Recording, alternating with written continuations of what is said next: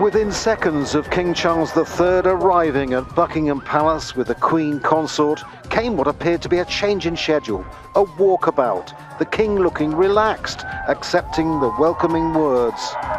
And in the background, calls of God Save the King. His reign just beginning.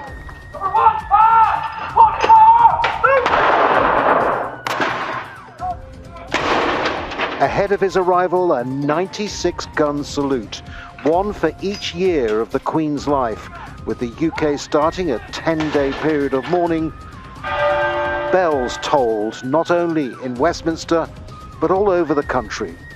Earlier, the mood outside Buckingham Palace was as solemn as it was when the Queen's death was announced. Steady stream of mourners, each with some way of expressing themselves.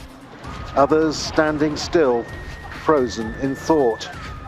Flowers and messages spread out from all over the world. She was known as the grandmother of the nation, but to the people here, they think she was much more than that. In the good times, exuding charm and fun. In the bad times, giving comfort and calm. She was the longest-serving monarch in British history, and with it came a sense of permanence. Wilma Harris feels that way.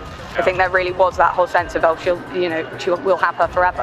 And unfortunately, that's not been the case. And I think, we'll really, really miss her and wish that she could have carried on. Anita Kapoor, an office worker, says she still can't take it in. We're saying at work, there's not going to be anyone like her, like ever. Like no one, she's just such a, she's gone so high in everyone's kind of eyes. I don't think anyone can match it, and it's a massive loss.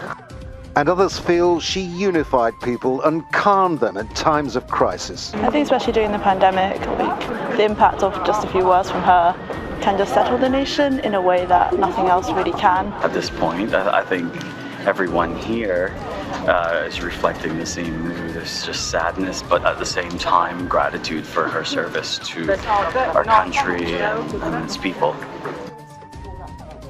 In Westminster, MPs gathered to collectively give tributes to the Queen, led by the new Prime Minister Liz Truss.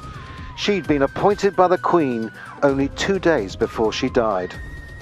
Her late Majesty, Queen Elizabeth II, was one of the greatest leaders the world has ever known. She was the rock on which modern Britain was built. She came to the throne at just 25, in a country that was emerging from the shadow of war. She bequeaths a modern, dynamic nation that has grown and flourished under her reign.